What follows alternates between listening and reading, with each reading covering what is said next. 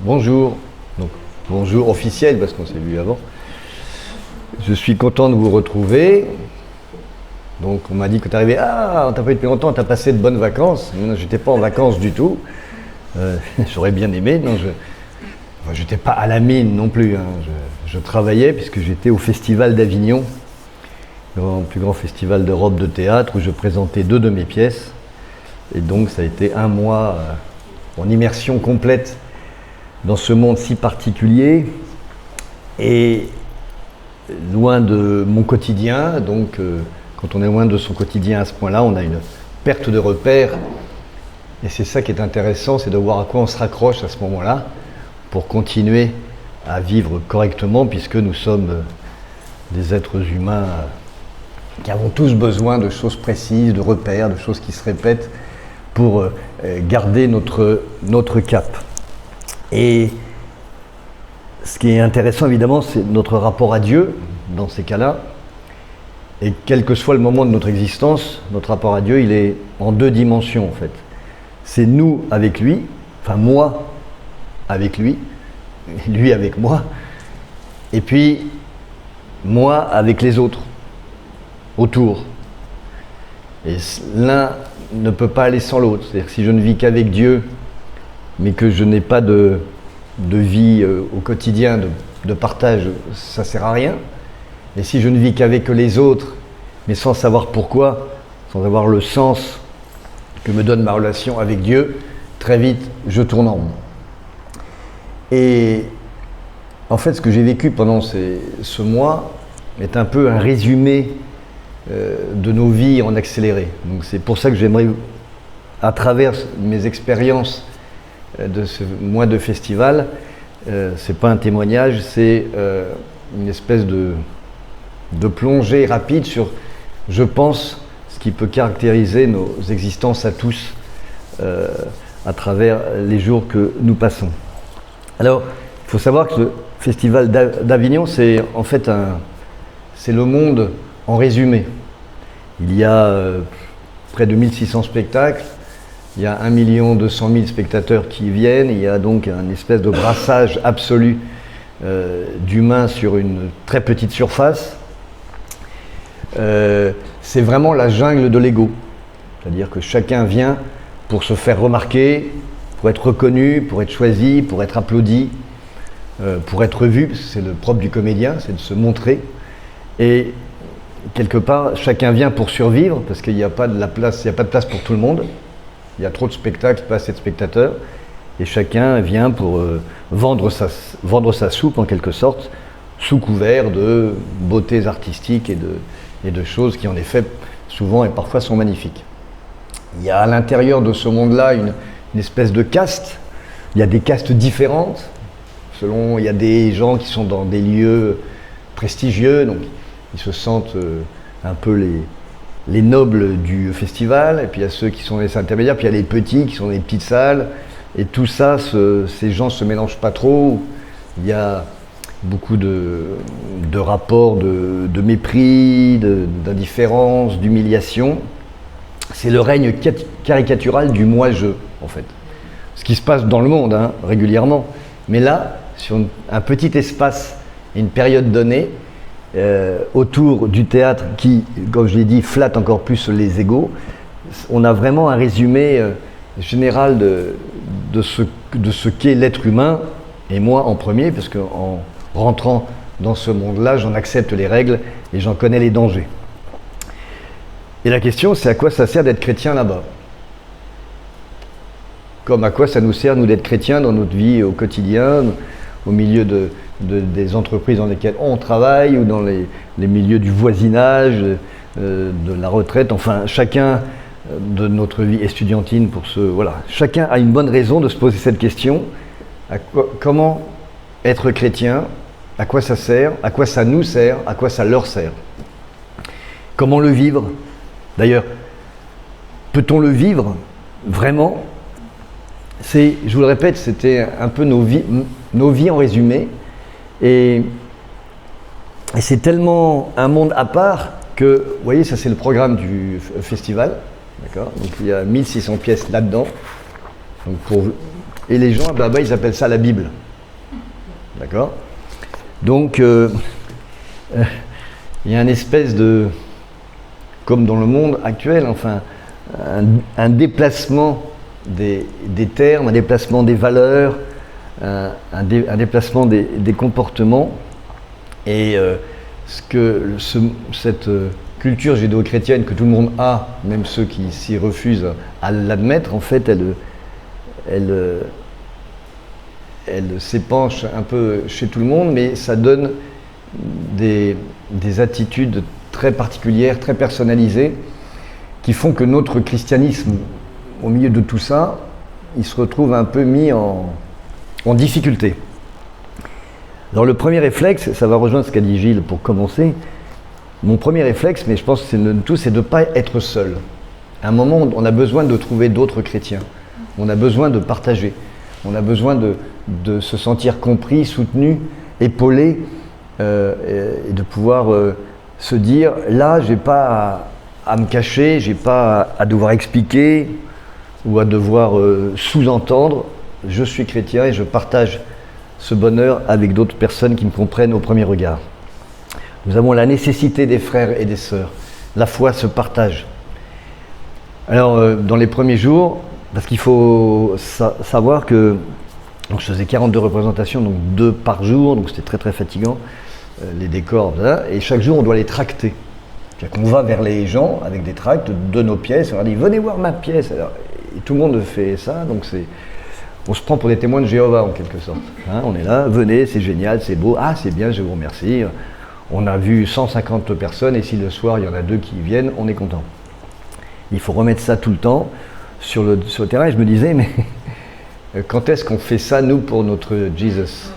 Quand est-ce qu'on va dans la rue avec nos tracts et on dit voilà, je vous propose de venir écouter la parole, de venir dans non pas dans notre salle de théâtre, mais dans notre lieu de culte. Je l'ai fait une fois, en 1980, dans un camp d'action biblique à Genève. Il y avait des spectacles et on allait chercher les gens, c'était très très difficile. Je l'ai fait, j'avais 20 ans, c'était une bonne excuse, ça donne beaucoup de courage, que j'aurais plus aujourd'hui. Mais je me suis rendu compte que là, j'étais prêt à aller vendre ma soupe de Pagnol ou d'Alphonse Daudet, sans honte, sauf celle d'être ridicule parce que personne ne venait, mais ça s'arrêtait là, mais j'aurais été, je pense, complètement incapable de le faire pour ma foi. Et donc, pendant ces séances de tractage, tout au début, à un moment, je vois dans la rue un homme habillé, déguisé en Jésus, tel qu'on l'imagine, portant une croix. Je me dis, ça y est, c'est génial. Il y en a un qui doit faire un spectacle chrétien. Moi, je vais le voir tout de suite parce que j'étais dans ce manque-là. Et en fait, je discute avec lui. Et évidemment, il défendait un Jésus de pacotille, une espèce de truc New Age. C'était juste un prétexte pour partir sur des théories fumeuses. Alors très vite, j'ai arrêté la discussion rapidement parce que j'ai bien senti que là encore, comme cette Bible-là, ce Jésus-là n'était pas celui qui était le vrai. Et à ce moment-là, ça m'a fait penser à chaque soir, donc à 14h, je jouais une pièce de Gringoire et Blanchette d'Alphonse Daudet, qu'importe, et le soir, je jouais des extraits de la trilogie de Marcel Pagnol. Et tous les soirs, il y avait ce texte qui était dit par le comédien juste à côté de moi, et qui disait mais moi, il y a une idée qui me tracasse. Le bon Dieu du curé, le nôtre enfin, et si ça n'était pas le vrai? Alors moi, je dis, oh, coquin de Dieu, qu'est-ce que vous dites? Je veux dire que je connais des musulmans, des hindous, des chinois, des noirs. Leur bon Dieu, ce n'est pas le même, ils ne font pas comme nous. Nous avons des péchés que chez eux, c'est une bonne action, et vice-versa. Peut-être qu'ils ont tort, remarquez. Seulement, ils sont des millions de millias. Et s'ils avaient raison? On répond, mais il ne faut pas se poser la question. Et César continue, le pauvre Panis, qui vient de mourir, est tout préparé, bien au goût du bon Dieu de notre curé. Et si en arrivant au coin d'un nuage, il se trouve en face d'un bon Dieu à qui on ne l'a jamais présenté, un bon Dieu noir, ou jaune, ou rouge, ou un de ces bons dieux habillés en guignol, comme on en voit chez l'antiquaire, ou celui qui a le gros ventre, ou celui qui a autant de bras qu'une esquinade. Le pauvre Panis, qu'est-ce qu'il va lui dire? En quelle langue? Avec quel geste? Vous voyez, vous, déjà fatigué par la mort et tout vertigineux de votre voyage, en train de vous expliquer avec un Dieu qui ne vous comprend pas, et tu as beau lui faire des prières, il te dit « Quoi? Comment? Qu'est-ce que vous dites ?» Il le dit en chinois. Alors là, je répondais « Mais taisez-vous, grand mécréant. Et la Sainte Bible, alors, ce sont des mensonges, et les évangiles aussi. Vous n'avez pas honte de dire des choses pareilles. Vous sauriez, si vous allez un peu plus souvent à l'église, qu'il n'y a qu'un Dieu, et ce Dieu, c'est le nôtre. » Et cette dernière phrase, très connue, « Oui, évidemment, le bon, c'est le nôtre. Mais alors, sur toute la terre, il y a beaucoup de gens qui sont couillonnés, et ça me fait de la peine pour eux. » Réplique célèbre. Et quand je voyais ce gars qui portait sa croix, et tous ces gens qui marchaient partout, si je les interrogeais, entre ceux qui étaient athées, qui m'auraient dit « je crois à rien du tout », et tous ceux qui avaient leur propre principe, leur propre structure de croyance, et en fait, je me disais, ils sont couillonnés, et je devrais avoir de la peine pour eux. Mais est-ce que j'ai cette peine-là pour eux? C'est une question qui, chaque soir, en entendant ce texte, me taraudait, et je n'avais pas de réponse autre que il faut que je trouve d'autres chrétiens. Il n'y a que ça, à ce moment-là, qui peut m'aider à supporter la question sans réponse dont je viens de vous parler. Et c'est là que, par chance, il y avait une église à 300 mètres de l'endroit où je vivais. Une église protestante évangélique. C'est une chance incroyable, elle était là. Donc, hop, j'avais cette chance de pouvoir y aller. Et je pense que nos églises sont des lieux essentiels à conserver. Ce sont des repères dans la ville. Ce sont des repères dans la vie. Alors là, on est très peu nombreux. Notre église vit comme elle peut. Je ne sais pas quel sera son avenir, et Dieu seul le sait, mais tant qu'elle est vivante, c'est un lieu où on peut venir se retrouver, où on peut venir partager. C'est un lieu d'asile, au sens le plus noble du terme. C'est comme une salle de théâtre, sauf que la pièce qu'on y joue, elle est proposée en permanence. C'est Jésus qui aime, Jésus qui guérit, Jésus qui écoute, Jésus qui meurt, Jésus qui ressuscite, Jésus qui sauve. C'est la plus belle pièce du monde, à rejouer sans cesse. Dans la mesure du possible, ne fermons pas nos églises, ne fermons pas nos temples, ne fermons pas nos maisons dès qu'il y a des gens qui s'y réunissent.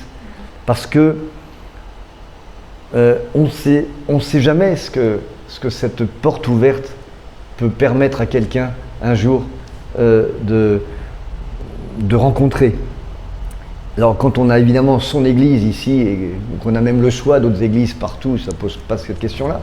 Mais quand on est hors de nos repères, comme je vous le disais, et ça arrive souvent, à chacun d'entre nous dans des conditions qui sont pour chacun personnelles, une porte ouverte d'une église, d'un temple, d'une maison où on sait qu'il y a des chrétiens dedans, c'est absolument fondamental. C'est la fameuse chanson « Comme un phare dans la nuit ». Et donc il y avait un culte à 10h30, donc j'avais 5 cultes possibles, 5 dimanches, puisque je suis resté là-bas 5 dimanches à la suite. Et j'aimerais vous parler de ces 5 dimanches, encore une fois, non pas pour en faire un témoignage, mais parce que je pense que ça résume bien ce que peuvent être nos étapes, nos comportements vis-à-vis de notre foi, vis-à-vis de Dieu. Donc le premier, c'était le dimanche 3 juillet. J'y ai pas été. Pourquoi? Parce que j'avais des bonnes raisons. J'avais le montage de ma pièce, une de mes 2 pièces, fait que j'allais dans le théâtre pour monter avant que le festival commence. J'aurais pu décaler un peu, ça aurait été possible. Je ne l'ai pas fait, j'étais totalement pris par mon ambition, par mon travail, par mes rêves, par mes responsabilités aussi, puis aussi par ma peur devant mes autres comédiens, de leur dire écoutez, on va décaler d'1 heure, comme ça me laissera le temps d'aller au culte. Bon, elle dit attends Luc, on est là pour business quoi, on va pas, Dieu il est partout, tu ne vas pas nous embêter. J'ai pas osé, donc j'avais des bonnes excuses solides. Mais sur quelle fondation ai-je bâti ma maison du festival, si je puis dire? Sur quelle fondation nous bâtissons nos jours, nos semaines, nos existences, si on a toujours de vraies bonnes raisons pour ne pas aller au culte, pour ne pas c'est pas d'aller au culte, mais ne pas se rencontrer, pour pas franchir la porte qui fait qu'à un moment on se met à part et on exerce en quelque sorte ce droit d'asile que nous offre notre Seigneur. Le festival commence mal. Et le 10 juillet, là, j'ai pas de mauvaise raison, et surtout j'ai une bonne raison d'y aller, c'est que ça se passe pas très bien, donc j'ai le moral dans les chaussettes. Il n'y a pas beaucoup de monde, il fait très très chaud. Je me dis, qu'est-ce que je fais là? Donc là, je trouve facilement le chemin de cette église le dimanche matin. Et alors, il n'y avait pas beaucoup de monde. Alors, c'est une église grande, hein, là, environ 300 personnes potentielles. On était une cinquantaine, mais là, ça me paraissait énorme, vu nos habitudes. Et donc, alors, je ne suis pas très bien reçu, je ne suis pas reçu du tout. D'ailleurs, j'arrive, je me mets au fond, comme d'hab, vous avez compris. Et là, moi, je me disais, il y a quelqu'un qui va venir. Ah, bonjour, d'où vous venez? Qui êtes-vous? Comment vous allez? Rien. Au fond, bon. Et à la fin, quand je suis reparti, je traîne un peu, disons, on va me donner un peu d'amour. Rien, ils discutent entre eux. Bon, je repars, je prends un petit vélo et je rentre à la maison pour aller travailler. Et quelle était la prédication du jour? C'était Jean-Baptiste. Un épisode très particulier de Jean-Baptiste qui est dans Luc 7, 18, 35. Et c'est le moment du doute de Jean-Baptiste. Vous vous souvenez, il est en prison, et il est vraiment mal barré, et il entend des choses sur Jésus. Et il envoie des personnes de ses disciples pour essayer de comprendre ce qui se passe. Jean fut informé de toutes ces choses par ses disciples. Il en appela deux, les envoya vers Jésus pour lui dire « Es-tu celui qui doit venir ou devons-nous en attendre un autre ?» Arrivés auprès de Jésus, ils dirent « Jean-Baptiste nous a envoyés vers toi pour dire « Es-tu celui qui doit venir ou devons-nous en attendre un autre ?» À l'heure même, Jésus guérit plusieurs personnes de maladies, d'infirmités, d'esprits malins. Il rendit la vue à plusieurs aveugles. Il leur répondit « Allez rapporter à Jean ce que vous avez vu et entendu. » Les aveugles voient, les boiteux marchent, les lépreux sont purifiés, les sourds entendent, les morts ressuscitent. La bonne nouvelle est annoncée aux pauvres.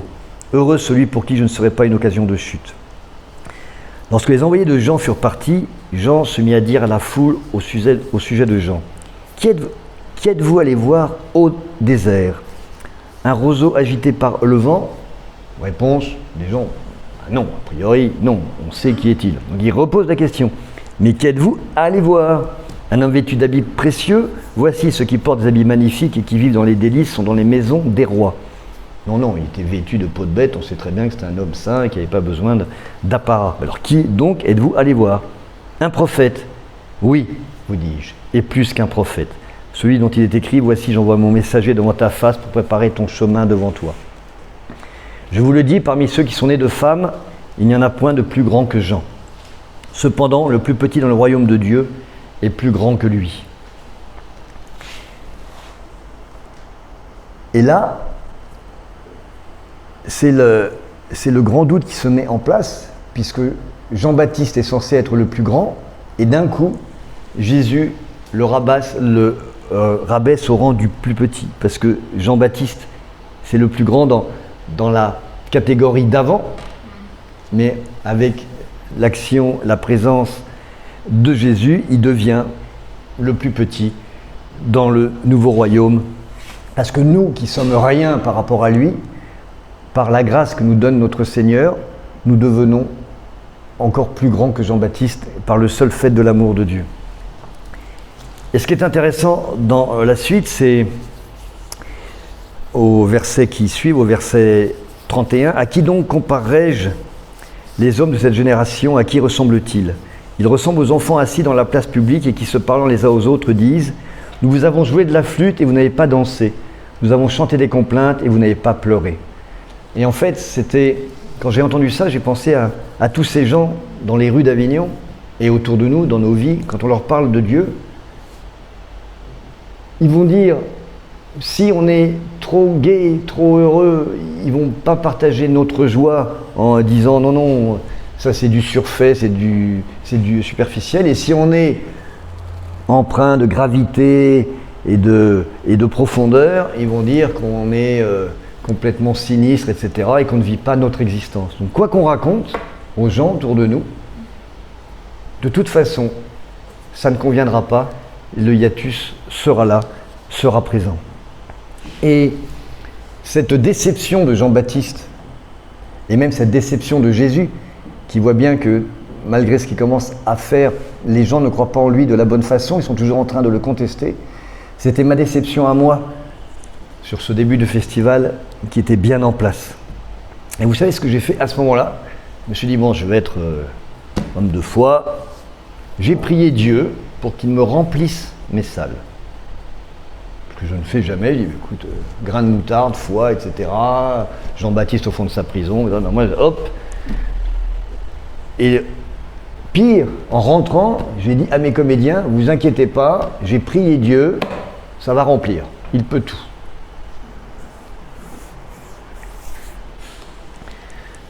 Troisième dimanche, 17 juillet.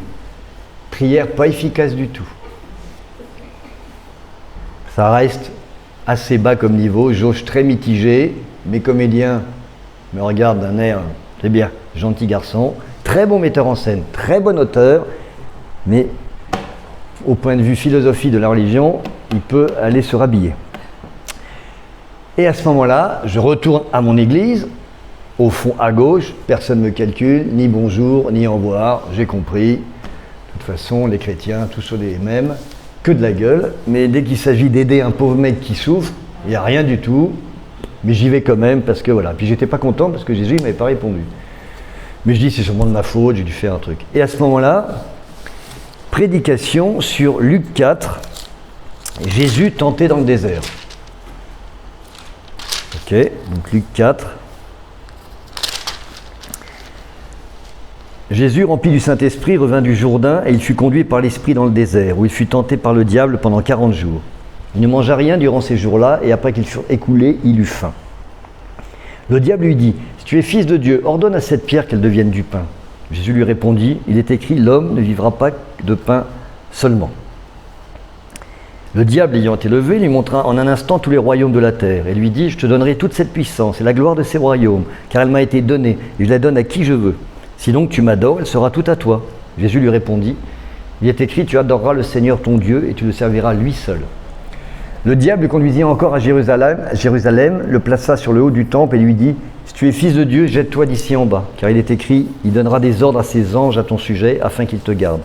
Ils te porteront sur les mains, de peur que ton pied ne heurte une pierre. » Jésus lui répondit, « Il est Dieu, tu ne tenteras point le Seigneur, ton Dieu. » Alors là, j'ai pris une grosse claque, comme on en prend souvent, c'est quand nos prières deviennent en fait des tentations.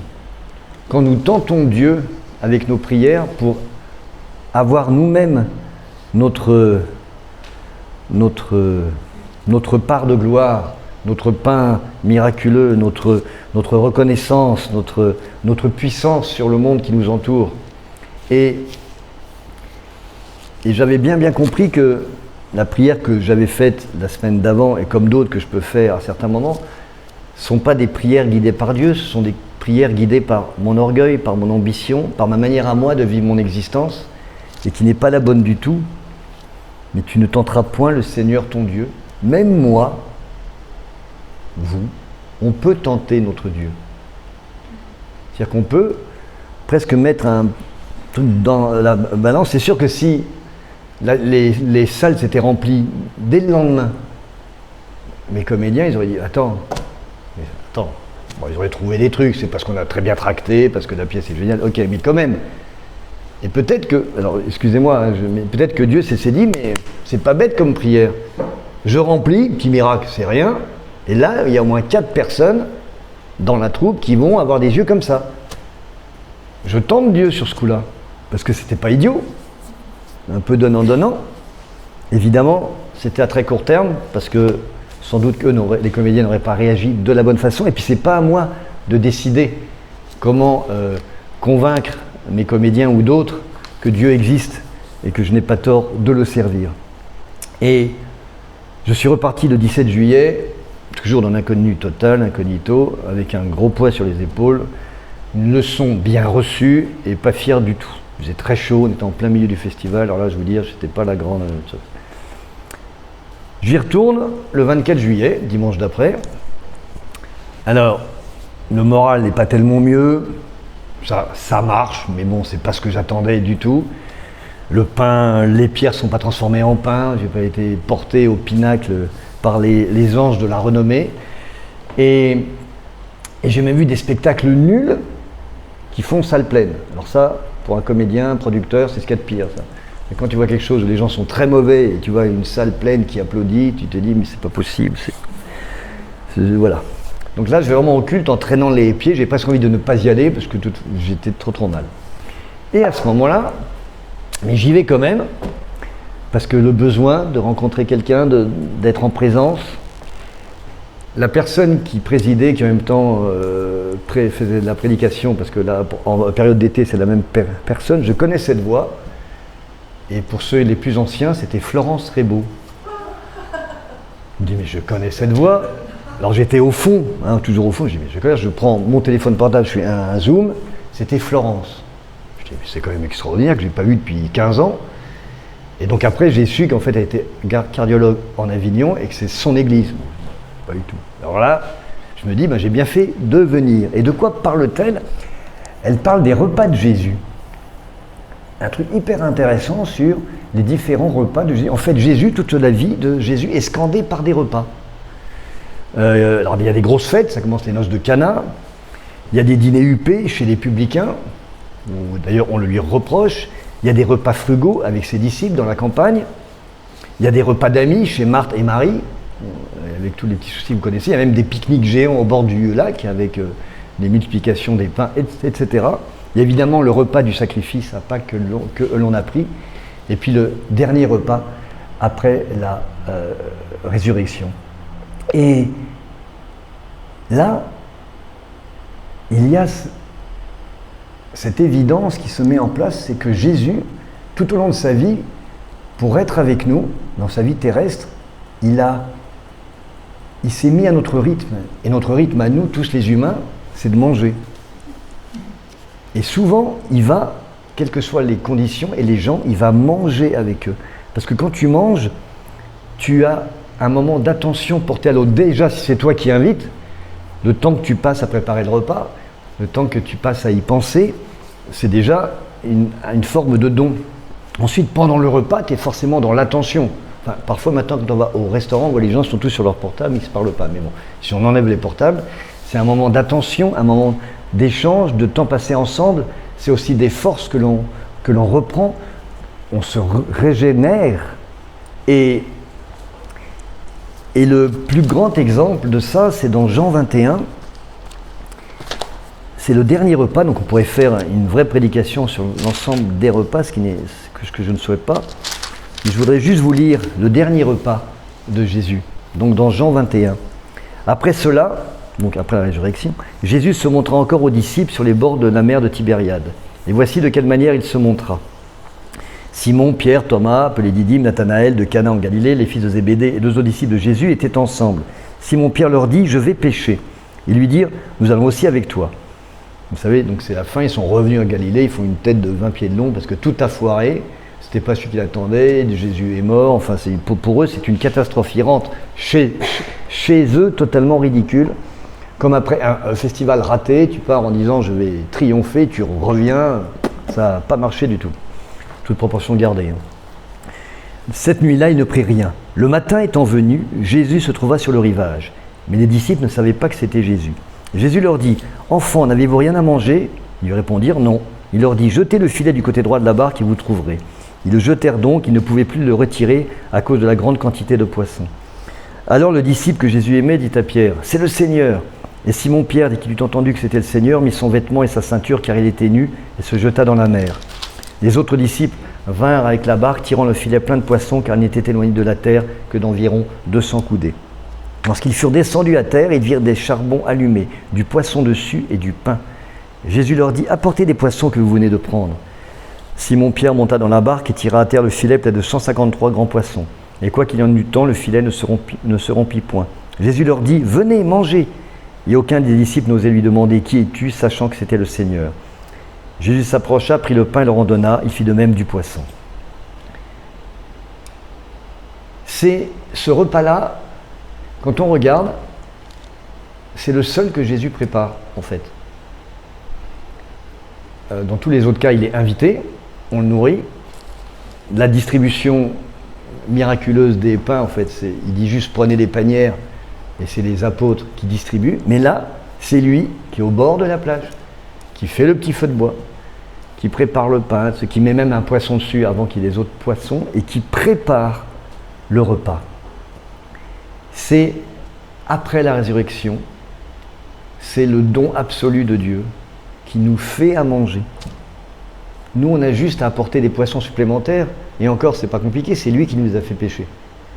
Donc, ce repas-là, c'est le repas de la paix absolue, de la sérénité. Jésus a tout fait. Il faut juste qu'on le reconnaisse, ce qui n'est pas le cas au début des apôtres. Et une fois qu'on est dans cette certitude-là, dans cette foi-là, notre relation avec lui est totalement changée, puisqu'il devient le cuisinier, le serveur, le traiteur, et en même temps, il nous convie à sa table comme si nous étions des invités de marque absolue. Et à la fin du culte, du coup, je m'avance pour voir Florence dire « C'est moi, ah, Luc ». Et là, qu'est-ce qu'elle fait? Elle me dit « Mais viens ». Elle dit à tout le monde « C'est mon ami Luc, je vais t'en voir, Luc, église de grâce et tout ». Et elle me fait venir sur le devant, elle dit « Mais vas-y, parle ». Et là, je dis « Je me présente, grâce Luc ». Du coup, j'ai parlé de vous en globalité, j'ai parlé un peu des pièces, enfin, qu'importe. Et dès que ça a été fini, je suis sorti et tout le monde est venu près de moi. Alors, et le pasteur, j'ai vu, tout le monde vient, et tout, et là, je me suis dit, mais moi, le repas, les autres dimanches, un dimanche, j'étais même pas venu au repas. J'avais des choses mieux à faire. Et les 2 autres dimanches, je suis venu, j'ai rien apporté à bouffer. Je me suis pas assis à la table avec eux, j'ai même pas cherché à les servir ou à être simplement en relation autour du repas que eux prenaient. Tout ce que j'ai dit au début, ce non-accueil, en fait, c'était totalement de ma faute. Je ne m'étais pas avancé pour dire ma foi. Je n'avais pas jeté les filets pour attraper les poissons offerts par Jésus. Je n'avais pas aidé à préparer le feu. Notre foi, c'est de l'échange dans les 2 sens. C'est ce côté victimaire, Dieu ne me répond pas, personne ne me parle, je suis seul au fond à droite, etc. C'est nous qui le mettons en place. C'est Jésus qui, lui, fait tout en place pour que le repas, il soit là. Le repas, c'est le plus beau moment d'échange pour tous et pour toutes. Mais si nous restons derrière et que nous n'apportons rien au pique-nique, ça ne peut pas fonctionner. Alors ma dernière semaine a été très décontractée, très sereine. Alors je ne dis pas que j'ai rempli, mais j'ai plus d'annulation de ce spectacle. Ça a été à peu près correctement, mais j'étais tellement bien. Quelle importance ça avait? Ça n'avait aucune importance. Je savais que mes filets étaient pleins de poissons, et si ce n'était pas des spectateurs, c'était des choses beaucoup plus importantes. Et vraiment, ça a été ces 3 dimanches consécutifs, avec tous les messages qui ont été apportés, j'ai trouvé que c'était un résumé de ce que l'on peut vivre nous. Et vraiment, tout ça à travers le symbole de cette église ouverte en plein été, et dont il faut toujours franchir le pas, la porte, pour se dire il va se passer quelque chose, parce que le couvert est dressé. Et si ça ne se passe pas bien, c'est parce que c'est nous qui refusons d'aller nous mettre à table. Et il y a eu un 5e dimanche, le 31 juillet. J'ai pas pu y aller. Mais là, j'avais une bonne raison. Il fallait tout ranger, rendre la clé à la propriétaire. Donc il y avait un état des lieux. Et là, c'était pas comme le 3 juillet, c'était ma place n'est pas au culte, c'est pas la peine que je vienne, ma place elle est là-bas. Ça s'est très mal passé, la remise des clés. Et la propriétaire était protestait sur tout, du coup mes petits camarades commençaient à monter au créneau, mais c'est n'importe quoi, oh là là. Et là, je me suis dit, ma table de paix, elle est ici. Là, j'ai besoin de représenter Jésus, entre guillemets. J'ai calmé tout le monde, tout va bien, sortez, madame. À la fin, tout le monde s'embrassait presque. Pas à cause de moi du tout, mais parce qu'il y avait cette paix, cette sérénité que j'avais en moi, et je savais que là, j'avais un rôle à jouer. Être chrétien, c'est peut-être là, le 31 juillet, que j'ai réussi à le mettre en place, et je n'ai même pas dit, je te dis ça au nom de Jésus, que ça n'a rien à voir, mais ce que je dégageais, entre guillemets, c'était cette source-là. Et là, ma présence au culte, elle était sur mon lieu de vie, où j'avais, par mon comportement, par mon témoignage corporel et verbal, quelque chose à dire hors de l'église. Et je suis rentré, et le nouveau dimanche, c'est avec vous. Donc, je suis bien content d'être à la maison. Alors, c'est peut-être, je m'excuse si c'était un peu disparate, ce que j'ai pu vous dire, mais je tenais à vous lire les 3 textes. Jean-Baptiste, d'abord le premier, on n'y va pas pour des bonnes raisons, qui sont des mauvaises raisons. Deuxièmement, Jean-Baptiste, le désespoir, pas le désespoir, la déception, etc. Attention. Ensuite, la mauvaise prière. On ne tente pas son Dieu. Puis, le partage, le vrai partage, ensemble, autour des choses qui nous réunissent vraiment à partir d'un repas qui est préparé par lui, pour lequel on n'a pas grand-chose à faire. Et ensuite, tout ça va pouvoir vivre au quotidien par nos attitudes, toutes simples, à certains moments, qui vont quelque part être le témoignage du fait qu'on n'est pas seul et qu'on s'est nourri de tous ces moments passés ensemble.